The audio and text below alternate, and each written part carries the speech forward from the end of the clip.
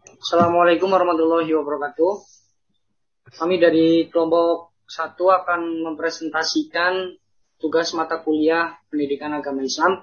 Pertemuan 1 berjudul Bagaimana Manusia Bertuhan. Kelompok kami berjumlah 4 orang, yaitu 1 Muhammad Iqbal Ahdan, kedua saya sendiri Iqbal Saputra, yang ketiga ada Surya Hendra Utama, yang keempat ada Siti Nurindasari. Kita akan mengawali dengan bagaimana pengertian Tuhan dan manusia. Dalam Kamus Besar Bahasa Indonesia, kata Tuhan mempunyai arti zat yang menciptakan makhluk dan seluruh alam semesta, zat yang wajib disembah. Sementara Tuhan dipandang filosof adalah akal murni dalam pemikiran filsafat. Realitas tertinggi adalah ide manusia dan kemestian logis dari pemikiran. Oleh karena itu, para filosof menyebutkan realitas tertinggi adalah Tuhan sebagai akal murni. Namun jika Tuhan merupakan ide manusia, maka ide adalah hasil pemikiran akal yang terbatas. Menurut ajaran Islam, Tuhan muncul dimanapun tanpa harus menjelma dalam bentuk apapun. Al-Quran menjelaskan dalam firman Allah dalam surat Al-An'am ayat 103 yang artinya dia tidak dapat dicapai oleh penglihatan mata, sedang dia dapat melihat segala yang kelihatan dan dialah yang maha halus lagi maha mengetahui. Kedua, pengertian dari manusia. Dalam bahasa Indonesia, manusia diartikan sebagai makhluk yang berakal dan berbudi. Maka dapat dikatakan bahwa manusia adalah makhluk Tuhan yang diberi potensi akal, budi, nalar, dan moral untuk dapat menguasai makhluk lainnya demi kemakmuran dan kemaslahatannya. Allah Subhanahu wa Ta'ala berfirman, maka hadapkanlah wajahmu dengan lurus pada agama Islam sesuai fitrah Allah, disebabkan dia telah menciptakan manusia menurut fitrah itu. Tidak ada perubahan pada ciptaan Allah, itulah agama yang lurus, tetapi kebanyakan manusia tidak mengetahui. Quran Surat Ar-Rum ayat 30. 2. Ciri-ciri manusia bertuhan. Adapun ciri-ciri manusia yang bertuhan yaitu 1. Mengakui kebesaran dan keagungan Tuhan yang diwujudkan dengan berbagai cara. 2. Menyadari bahwa dunia serta isinya adalah ciptaan Tuhan. 3. Manusia dianugerahi akal dan budi yang dapat dikembangkan secara maksimal. 4. Manusia memiliki keterbatasan yang kadang suka dijelaskan. 3. Perbedaan manusia yang bertuhan dan manusia tak bertuhan. Manusia bertuhan adalah manusia yang diliputi rasa perikemanusiaan, rasa keyakinan, dan rasa persaudaraan. Manusia yang tidak bertuhan adalah manusia yang selalu terbawa oleh nafsu-nafsu, dalam kurung nafsu pribadi dan watak. Kepercayaan kita terhadap Tuhan sangatlah beragam. Ada yang sangat mempercayai tentang adanya Tuhan hingga ke dasar hatinya. Hingga apabila disebutkan namanya, hatinya akan bergetar. Ada juga yang hanya sekedar percaya saja tentang Tuhan tanpa adanya pemahaman yang benar tentang Tuhan. 4. Konsep spiritual dalam konsep kebertuhanan.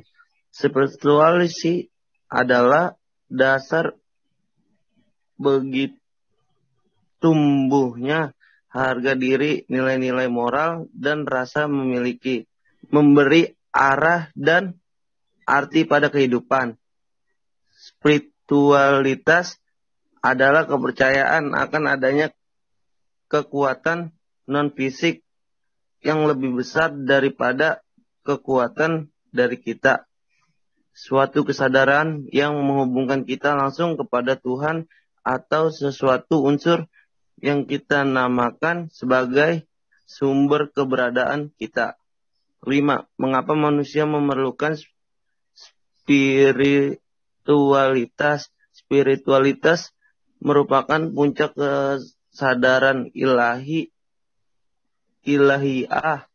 menurut Saifuddin Aman dalam tren spiritual milenium ketiga.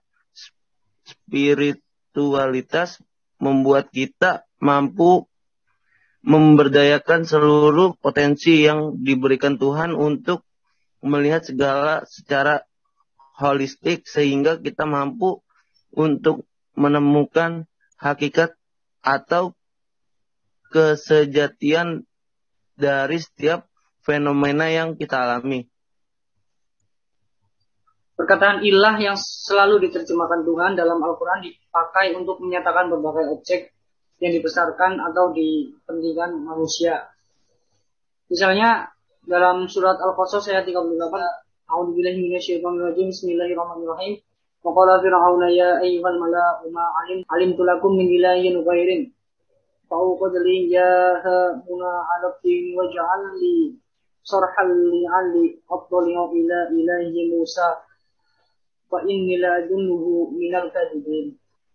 Yang artinya, wahai para pembesar kaumku, aku tidak mengetahui ada Tuhan bagimu selain aku, maka bakarlah tanah liat untukku, wahai Haman, untuk membuat batu bata. Kemudian buatkanlah bangunan yang tinggi untukku, agar aku dapat naik melihat Tuhan yang besar.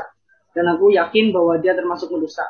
Aku dapat mengerti tentang definisi Tuhan atau ilah yang tepat. Berdasarkan logika Al-Quran adalah sebagai berikut. Tuhan atau ilah ialah sesuatu yang dipentingkan atau dianggap penting oleh manusia sedemikian rupa, sehingga manusia merelakan dirinya dikuasai olehnya. Yang keenam ada cara meyakini dan mengimani Tuhan. Iman kepada Allah Subhanahu wa Ta'ala merupakan pokok dari seluruh iman yang tergabung dalam rukun iman, karena iman kepada Allah Subhanahu wa Ta'ala merupakan pokok dari keimanan yang lain. Jika keimanan kepada Allah Subhanahu wa Ta'ala tidak tertanam dengan benar, maka ketidakbenaran ini akan berlanjut kepada keimanan yang lain, seperti iman kepada malaikat-malaikatnya, kitab-kitabnya, rasul-rasulnya, hari kiamat, serta qada dan qadarnya. Jadi kesimpulannya adalah seperti disebutkan di atas, Tuhan dan manusia punya hubungan yang sangat dekat atau terkait. Tuhan adalah pencipta segala sesuatu, Tuhan tidak mentaati siapapun, tidak ada lagi di atas Tuhan atau zat yang sebanding dengannya. Manusia tidak akan mampu membangun relasi harmoni dengan Tuhan apabila hidupnya lebih didominasi oleh kepentingan duniawi. Oleh karena itu, spiritualis harus memainkan peran utama dalam kehidupan manusia sehingga mampu merasakan kehadiran Tuhan dalam setiap gerak dan sikapnya. Apabila kita mampu mengasah spiritualitasnya, sehingga kita dapat merasakan kehadiran Tuhan, maka kita akan dapat melihat segala sesuatu dengan visi Tuhan atau ilahi.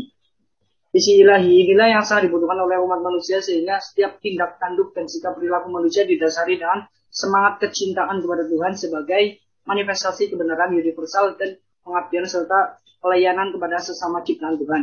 Dan begitu akan terciptanya dunia yang damai. Terima kasih.